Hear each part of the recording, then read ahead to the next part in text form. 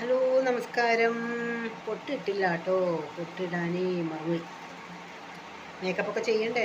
ഒന്നുമില്ല കേട്ടോ, മേക്കപ്പ് ഒന്നും ചെയ്യണ പരിപാടിയൊന്നുമില്ല. മേക്കപ്പ് എന്ന് പറഞ്ഞാൽ കുറച്ച് പൗഡർ ഇടും, ഒന്ന് പൊട്ടൊക്കെ തൊടും, അത്രേ ഉള്ളൂ. ലിപ്സ്റ്റിക് ഇടുവോ അല്ലെങ്കിൽ അങ്ങനെയുള്ള പരിപാടിയൊന്നും നമുക്കില്ല മക്കളെ. കാക്ക കുളിച്ചാൽ കൊക്കാവൂ എന്നൊക്കെ ചോദിക്കുന്നവരുണ്ടാവും. എന്നാലും ഇതൊക്കെ മതി അല്ലേ, നാച്ചുറൽ ഭംഗി അത്രയല്ലേ ആവശ്യമുള്ളൂ. അപ്പോൾ ഇന്നത്തെ വീഡിയോയിലേക്ക് എല്ലാവർക്കും സ്വാഗതം.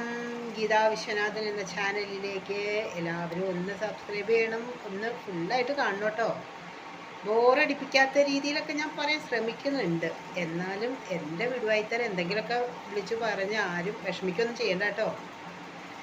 ഞാൻ പറയുമ്പോഴേ ചിലപ്പോൾ കുറച്ച് നമ്പൂതിരി ഭാഷ വന്നു എന്ന് പറയുന്നുണ്ട്. ഞാൻ നമ്പൂതിരിയൊന്നും അല്ല കേട്ടോ, നല്ല ശുദ്ധ ബ്രാഹ്മണനാണ്. ബ്രാഹ്മണൻ എന്ന് പറഞ്ഞാൽ തമിഴ് ബ്രാഹ്മണൻ. ഞങ്ങൾ വീട്ടിൽ തമിഴൊക്കെ സംസാരിക്കുന്നത്, ഞാനും ഹസ്ബൻഡൊക്കെ. പക്ഷെ ഞാൻ പക്ക മലയാളിയാണ്. കാരണം ഞാൻ ജനിച്ചത് കേരളത്തിലാണ്, പഠിച്ചത് മലയാളം മീഡിയം സ്കൂളിലാണ്, എൻ്റെ ചുറ്റും മലയാളീസാണ്. അതുകൊണ്ട് പക്ഷെ ഞങ്ങളുടെ ആ ഒരു പാരമ്പര്യമായിട്ടുള്ള ഭാഷ തമിഴ്, അതിപ്പോൾ നമ്മുടെ ഒരു ഇതാണല്ലോ കൂടെ ഉള്ളത്. അത് കാരണം തമിഴൊക്കെ പറയും, അത്യാവശ്യം എഴുതാനും വായിക്കാനൊക്കെ അറിയാം.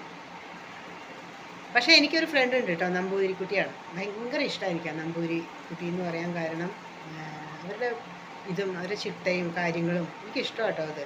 പക്ഷേ ഇപ്പോഴത്തെ കുട്ടികൾക്കൊന്നും അത് ഇഷ്ടപ്പെടില്ല, കാരണം കുറച്ച് ചിട്ടയായിട്ടുള്ളത് ഇന്നത്തെ നമ്മുടെ ലൈഫ് സ്റ്റൈലിൽ പറ്റില്ല. എന്നാലും എനിക്ക് ഇഷ്ടം കേട്ടോ അവരുടെ ഒരു രീതികളൊക്കെ. ഞാൻ ഫാൻ ഇട്ടിട്ടുണ്ട്, ഭയങ്കര സൗണ്ട്. ഓഫ് ചെയ്യാം, ഫാൻ ഓഫ് ചെയ്താൽ ചൂടെടുക്കും. എന്താ ചെയ്യുക, എ സി ഇരിപ്പുണ്ട്, ഇതാ കാണാമല്ലോ അല്ലേ. പക്ഷേ എ സി ഒന്നും ഇടാറില്ല. എ സി ഇട്ട് കഴിഞ്ഞാൽ ഇപ്പോൾ അതിനുള്ള ചൂടൊന്നും ഇല്ല. അപ്പോൾ ഇന്നത്തെ വിഷയം എന്താ പറയണ്ടേന്ന് ഇങ്ങനെ ആലോചിക്കുക കേട്ടോ. നിങ്ങളോട് ഞാൻ സംസാരിച്ചുകൊണ്ടിരിക്കുമ്പോൾ ഞാൻ ആലോചിക്കേണ്ടത് എങ്ങനെ തുടങ്ങണം, ഒരു സ്റ്റാർട്ടിങ് ട്രബിള് പറയാറില്ലേ, അതാണ് ഇപ്പോൾ എനിക്ക് അനുഭവിക്കുന്നത്. ഞാൻ നോക്കട്ടെ, എന്തെങ്കിലുമൊക്കെ ഇപ്പം തന്നെ ഞാൻ വരും കേട്ടോ, ഒന്ന് പറയാൻ വേണ്ടി റെഡി ആയിട്ട് വരിക. ഒരു മിനിറ്റ്, ആരോ വന്നു അവിടെ, അതുകൊണ്ടാണ് കേട്ടോ. അപ്പോൾ വീണ്ടും വന്നിരുന്നു. ഞാൻ വലിയ ഡ്രസ്സൊന്നും അങ്ങനെ മാറ്റമൊന്നുമില്ല കേട്ടോ, ഒരു ഷാൾ ഇട്ടതാണ്. വീട്ടിലല്ലേ ഇരിക്കണത്, നൈറ്റി ഇടും, അതിൻ്റെ മുകളിൽ ഷാൾ ഇട്ടു, അത്രേ ഉള്ളൂ. കാണുമ്പോൾ തോന്നണ്ടേ, ഒരു ലുക്കൊക്കെ തോന്നണ്ടേ. അപ്പോൾ ഇന്നലത്തെ വീഡിയോയിലേ ഞാൻ ഇങ്ങനെ പറഞ്ഞില്ലേ, നമ്മുടെ ഒരു ലെറ്ററിൻ്റെ കാര്യം പറഞ്ഞില്ലേ, കുട്ടികളുടെ ടീച്ചേഴ്സ് ഇങ്ങനെ ചെയ്യുകയാണെങ്കിൽ ഒരു ഊമക്കത്ത് ഇട്ടാൽ മതി എന്നൊക്കെ ഞാൻ പറഞ്ഞിരുന്നു അല്ലേ. എൻ്റെ പൊന്നെ, എൻ്റെ തൊട്ടടുത്തൊരു ടീച്ചറായിരുന്നു കേട്ടോ.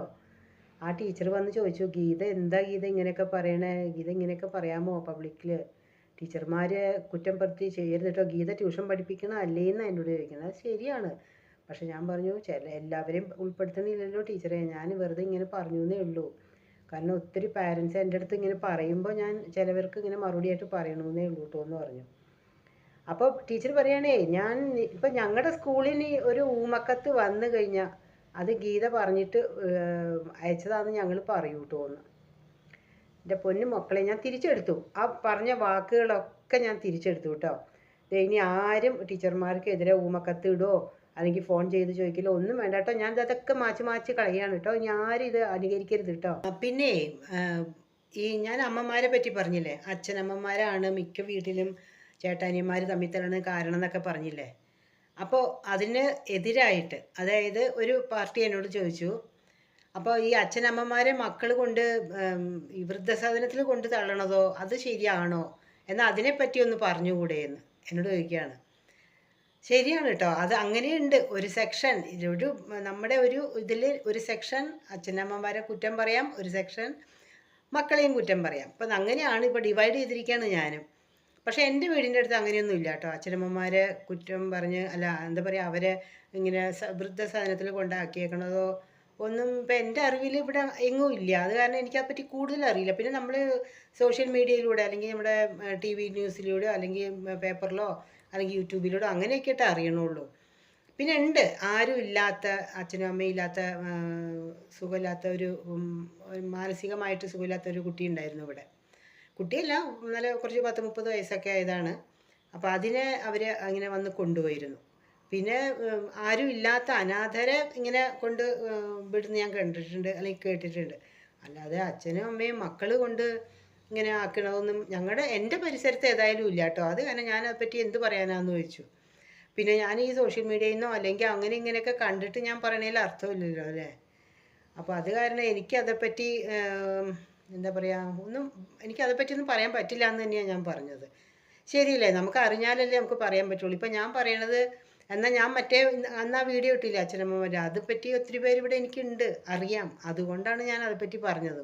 പിന്നെ ഉണ്ടാവുമായിരിക്കും കേട്ടോ ഈ പറഞ്ഞ സഹിക്കാൻ പറ്റാതെ കുറ്റങ്ങളും കുറവുകളും പറഞ്ഞുകൊണ്ടിരിക്കുന്ന അമ്മയോ അല്ലെങ്കിൽ അമ്മായിയമ്മപ്പോരോ, എത്രയാന്ന് വെച്ചിട്ടാണ് സഹിക്കണേ. അങ്ങനെ വരുമ്പോൾ ചിലപ്പോൾ അവർ അങ്ങനത്തെ കടുകൈ ചെയ്തിട്ടുണ്ടാവും. കാരണം അവർക്ക് സമാധാനം വേണ്ടേ, ഒരു തരത്തിലും സമാധാനം കൊടുക്കണില്ല. എന്ത് പറഞ്ഞാലും അങ്ങനെ ചിലവരൊക്കെ ഉണ്ടാവും.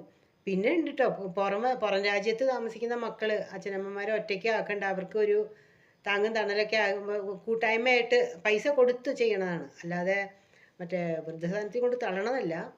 അങ്ങോട്ട് പൈസ കൊടുത്ത് അവർക്ക് നല്ല സുരക്ഷിതമായൊരു സ്ഥാനം, ഒരു റൂമും കുറച്ച് ഇതൊക്കെയുള്ള സൗകര്യങ്ങളൊക്കെ ഉള്ള, കാരണം അവരുടെ ഏജിലുള്ള എല്ലാവരും അവിടെ ഉണ്ടാവും. അപ്പോൾ അവർക്ക് അങ്ങോട്ടും ഇങ്ങോട്ടും സംസാരിക്കാനും ടി വി കാണാനുള്ള സൗകര്യം, അങ്ങനെ ഫുഡ് അവർ കൊടുക്കും. ഈ ഒറ്റയ്ക്ക് താമസിച്ച് റൂമിൽ അല്ലെങ്കിൽ വീട്ടിൽ താമസിച്ച് ബുദ്ധിമുട്ടുന്നവർക്ക് ഒരാശ്വാസമാണ് അങ്ങനെയുള്ള ഓരോ ഇതൊക്കെ. പൈസ കൊടുത്ത് അങ്ങോട്ട് പൈസ കൊടുത്ത് നോക്കുന്നവർ. കാരണം മക്കളൊക്കെ പുറമേ ആയിരിക്കും, നല്ല ജോലി നല്ല പൊസിഷനിൽ ഇരിക്കുമ്പോൾ അവർക്കത് കളഞ്ഞിട്ട് വരാൻ പറ്റില്ല, കാരണം നാട്ടിൽ വന്നിട്ട് കാര്യമില്ലല്ലോ. അപ്പോൾ അങ്ങനെയുള്ളവരൊക്കെ ഉണ്ടാവും. അതൊക്കെ ഞാനും കേട്ടിട്ടുണ്ട്, അല്ലാതെ വേറെ മറ്റേ രീതിയിലൊന്നും ഞാൻ കേട്ടിട്ടില്ല കേട്ടോ. പിന്നെ ഞാൻ പറയട്ടെ, ഇതിന് ഏറ്റവും നല്ല പോംവഴി എന്താണെന്ന് വെച്ചാൽ, അതായത് മക്കളും അച്ഛനമ്മമാരും തമ്മിലുള്ള കശപിശയൊക്കെ ഉണ്ടാവുകയാണെങ്കിൽ, അതായത് കുറച്ച് മുഷിപ്പും ഇതൊക്കെ ഉണ്ടാവുകയാണെങ്കിൽ പരമാവധി അകന്ന് താമസിക്കുക, അത്രയേ ഉള്ളൂ. അച്ഛനും അമ്മയ്ക്കും ആരോഗ്യം ഉള്ളിടത്തോളം കാലം അവർ ഒറ്റയ്ക്ക് അവർ താമസിക്കുകയാണെങ്കിൽ അവർക്ക് അത്രയും നല്ലതാണ്. മക്കൾ അവരുടെ കാര്യം നോക്കിക്കോട്ടെ, മക്കളും മരുമക്കളോ കുട്ടികളൊക്കെ ആയിട്ട് അവർ അവരുടെ ജീവിതം കൊണ്ടുപോയിക്കോട്ടെ. മക്കളുടെ കൂടെ താമസിക്കുള്ളൂ, മക്കളെ വിട്ട് ഞാൻ മാറൂല എന്നുള്ള വാശി പിടിക്കലും പാടില്ല. ശരിയല്ലേ ഞാൻ പറയണത്? നമുക്കും ഒരു ആരോഗ്യം, കാരണം ശരിയായിരിക്കാം മക്കൾ അല്ലെങ്കിൽ മരുമക്കൾ ജോലിക്ക് പോകണമായിരിക്കും, കുട്ടികളെ നോക്കണം, അങ്ങനെ ചില അച്ഛനമ്മമാർ കൂടെ കൊണ്ട് നിർത്താറുണ്ടല്ലോ. അത് നല്ല രീതിയിലാണെങ്കിൽ, അച്ഛനും അമ്മയും നല്ല രീതിയിലാണ്, അവർ മക്കളും അച്ഛനും അമ്മയും തമ്മിലും നല്ല രീതിയിലാണ് പോകണമെങ്കിൽ നമുക്ക് കുഴപ്പമില്ല. അതല്ല മക്കളെ നോക്കിക്കഴിഞ്ഞാൽ അമ്മ കുറ്റം പറയാം, എനിക്ക് ആ മക്കളെ നോക്കിക്കൊണ്ടിരിക്കണം, എനിക്ക് ഒരു സ്വസ്ഥത കിട്ടണില്ല, എൻ്റെ പ്രായത്തിലുള്ളവരൊക്കെ അമ്പലത്തിൽ പോകണു രാവിലെ, അല്ലെങ്കിൽ രാമായണം വായിക്കാൻ പോകുന്നു, അല്ലെങ്കിൽ നാരായണീയം പഠിക്കാൻ പോകണു, ഇങ്ങനെയൊക്കെയാണല്ലോ ഈ ഏജിലിപ്പോൾ. തിരുവാതിര പഠിക്കാൻ പോകണു, അങ്ങനെയൊക്കെ ഉണ്ടാവും കുറേ ഈ ഏജ് ആയിട്ടുള്ളവരൊക്കെ. ഏജ് ഇപ്പോൾ ഞാനൊട്ടും മോശമല്ല കേട്ടോ, ഞാനും ഏകദേശം ആ ഏജാണ്. പക്ഷേ ഞാനതൊന്നും പോകാൻ തുടങ്ങിയിട്ടില്ല, എനിക്കതിൻ്റെ സമയം ആയിട്ടില്ല. എനിക്ക് കുറച്ചുകൂടി ഉത്തരവാദിത്വം ഉണ്ട്, അതുകൊണ്ടാണ്. അങ്ങനെയുള്ളവർ പറയാറുണ്ട് അവർക്ക് എങ്ങും പോകാൻ പറ്റണില്ല, മക്കളെ ഒരു ഏജ് വരെ വളർത്തി വലുതാക്കി കെട്ടിച്ചു വിട്ടു, ഇപ്പോൾ അവരുടെ മക്കളെ നോക്കേണ്ട ഒരു ഇതാണ്. കാരണം പുറം രാജ്യത്തൊക്കെ അമ്മയെ കൊണ്ടുപോകുന്നുണ്ട് ഡെലിവറിക്കും, അത് കഴിഞ്ഞ് ജോലിക്ക് പോകാനും കുട്ടികളെ നോക്കാനൊക്കെ ആയിട്ട് അമ്മമാരെയൊക്കെ കൊണ്ടുപോകുന്നുണ്ട് കുറേ പേര്. അങ്ങനെയൊക്കെ ഉള്ളവർ ചിലപ്പോൾ നാട്ടിൽ വരുമ്പോൾ പറയാറുണ്ട് കേട്ടോ, എനിക്കിതൊന്നും പറ്റില്ല എന്നൊക്കെ പറഞ്ഞ് ഇങ്ങനെ പറയാറുണ്ട്. അതിന് ഒറ്റ വഴിയേ ഉള്ളൂ. ഞാൻ പറയുകയാണെങ്കിൽ, ആരോഗ്യം ഉള്ളിടത്തോളം കാലം നമ്മൾ പൈസ സമ്പാദിക്കാൻ നോക്കുക. സത്യമാണ് ഞാൻ പറയുന്നത്. നമുക്ക് പണം വേണം, പണം ഇല്ലെങ്കിൽ പറ്റില്ല. പണം ഇല്ലെങ്കിൽ ഒരു സ്ഥലത്തും നമുക്ക് വിലയുണ്ടാവില്ല. അത് മക്കളുടെ മുമ്പിലായിക്കോട്ടെ, അല്ലെങ്കിൽ ബന്ധുക്കാരുടെ മുമ്പിലായിക്കോട്ടെ, ഈ പറഞ്ഞ ഭാര്യയും ഭർത്താവും തമ്മിലാണെങ്കിലും കുറച്ച് നമുക്ക് സ്വന്തമായിട്ടൊരു വരുമാനം ഉണ്ടെങ്കിൽ ആരുടെ കയ്യിലും ഇങ്ങനെ ആരുടെയും പോയി കൈ നീട്ടേണ്ട ആവശ്യം വരില്ല. ഒരു സേവിങ് നമുക്ക് വേണ്ടി ഉണ്ടാക്കി വെക്കുക നാളത്തേക്ക് എന്നുള്ള. കാര്യം നമ്മൾ മക്കൾ നോക്കിക്കോളും, എല്ലാം മക്കൾ നോക്കിക്കോളും എന്ന് പറഞ്ഞ് നമ്മളൊക്കെ എഴുതി കൊടുക്കരുത്. കാരണം അത് നമ്മൾ പല അനുഭവങ്ങളും നമ്മൾ കണ്ടിട്ടുള്ളതല്ലേ. അപ്പോൾ ഒരിക്കലും അങ്ങനെ ചെയ്യരുത്. ആരോഗ്യം ഉള്ളിടത്തോളം കാലം പണിയെടുക്കാം, പരമാവധി പണിയെടുത്ത് നമുക്ക് ഒരു വാർദ്ധക്യം വരുമ്പോൾ നമുക്ക് നോക്കാൻ വേണ്ടി, അല്ലെങ്കിൽ നമുക്കൊരു ട്രീറ്റ്മെൻറ്റിനോ കുറച്ച് ഒന്ന് മാറ്റി വയ്ക്കാൻ ശ്രമിക്കുന്നത് നല്ലതാണ്.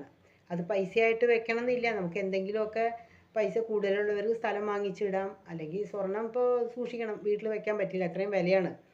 അല്ലെങ്കിൽ ലോക്കറിൽ കൊണ്ടുവച്ചാൽ പിന്നെ അങ്ങോട്ട് പിന്നെയും അതിന് വാടക കൊടുക്കണം. അത് ഏറ്റവും നല്ലത് അങ്ങനെ കുറച്ച് പൈസ നമ്മുടെ കയ്യിൽ വെക്കുക, അല്ലെങ്കിൽ കുറച്ച് സ്ഥലം വാങ്ങിച്ചിടാം. സ്ഥലമാകുമ്പോൾ പിന്നെ ആരും കട്ടുകൊണ്ട് പോവില്ലോ, ഒന്നുമില്ലെങ്കിൽ വല്ല പശുവിന് പുല്ല് അറുത്തുകൊണ്ട് പോകും എന്നല്ലാതെ കൂടുതലൊന്നുമില്ല.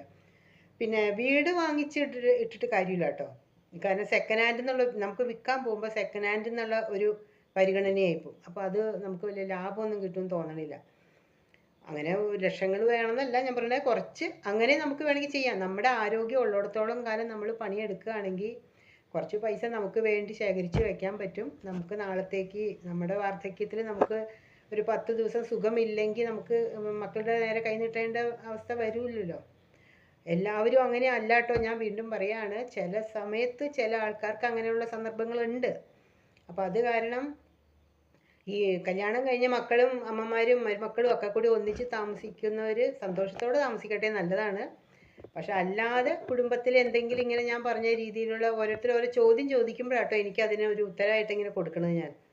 അപ്പോൾ അത് നല്ല കാര്യമാണ്. മക്കളെ നല്ല കാര്യം കേട്ടോ. മക്കളും മരുമക്കളും ഒക്കെ ആയിട്ട് ഒന്നിച്ച് ഒത്തൊരുമയോടെ നല്ല ജോയിൻറ്റ് ഫാമിലി ആയിട്ട് ജീവിക്കുന്നത് നല്ല കാര്യമാണ്. അതല്ല ഒരേ കുടുംബത്തിൽ ഇരുന്നിട്ട് അങ്ങോട്ടും ഇങ്ങോട്ടും കീരിയും പാമ്പും പോലെ തമ്മിൽ തല്ലുകയാണെങ്കിൽ അത് ബുദ്ധിമുട്ടല്ലേ. അപ്പോൾ ഏറ്റവും നല്ലത് ഒന്നുകിൽ മകനും മരുമകളും മാറി താമസിക്കുക, അല്ലെങ്കിൽ അച്ഛനും അമ്മയും മാറി താമസിക്കുക. അച്ഛനും അമ്മയും മാറി താമസിച്ചാൽ പിന്നെ തീർന്നു. നാട്ടുകാർക്ക് ആ മകനെ ഇരുത്തി പൊറപ്പിക്കില്ല അവിടെ.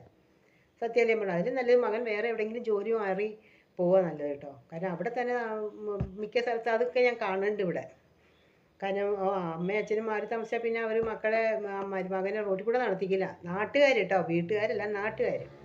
കുറച്ചേ ഉണ്ടാവുള്ളൂ പ്രശ്നം. അത് ഈ അയൽവക്കക്കാരും ഇവരും ഇടപെട്ട് അത് അങ്ങോട്ട് മൂർധന്യാവസ്ഥയിൽ എത്തിക്കും.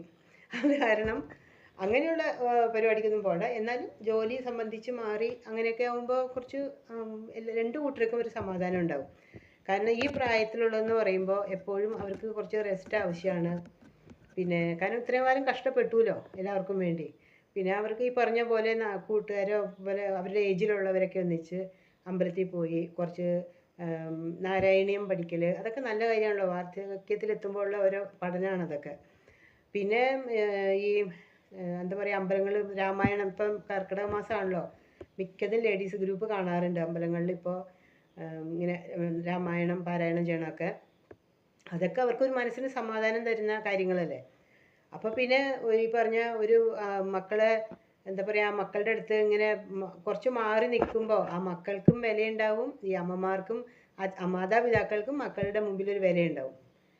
എന്താ ചെയ്യണം? ഞാൻ പറഞ്ഞ അവസാനം കുടുംബം തമ്മിൽ തല്ലിച്ചു എന്ന് പറയരുത് കേട്ടോ. ഞാനിങ്ങനെ പറയണമെന്നേ ഉള്ളൂ. ഓരോ അഭിപ്രായങ്ങൾ കേൾക്കുമ്പോൾ അതിനൊരു മറുപടി ആയിട്ട് ഇങ്ങനെ ഞാൻ ഒരു വീഡിയോ ആയിട്ട് ഇടണമെന്നേ ഉള്ളൂ കേട്ടോ. എല്ലാം അവരവരുടെ ഇഷ്ടം, അത്രേ ഉള്ളൂ.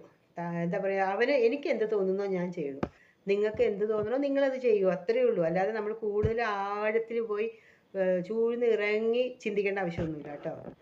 അപ്പോൾ എന്തായാലും ഒന്ന് ഞാൻ പറയാം, 10 രൂപ ഉണ്ടാക്കി വെച്ചാൽ നമുക്ക് നാളെ നല്ലതേ ഉണ്ടാവും. നമുക്ക് ആവശ്യത്തിന് നമുക്ക് ചിലവാക്കാൻ ധൈര്യമായിട്ട് ആരെയും പോയി കൈ നീട്ടണ്ടെന്നുള്ളത് അത് ഉറപ്പാണത്. സത്യമല്ലേ ഞാൻ പറയണത്.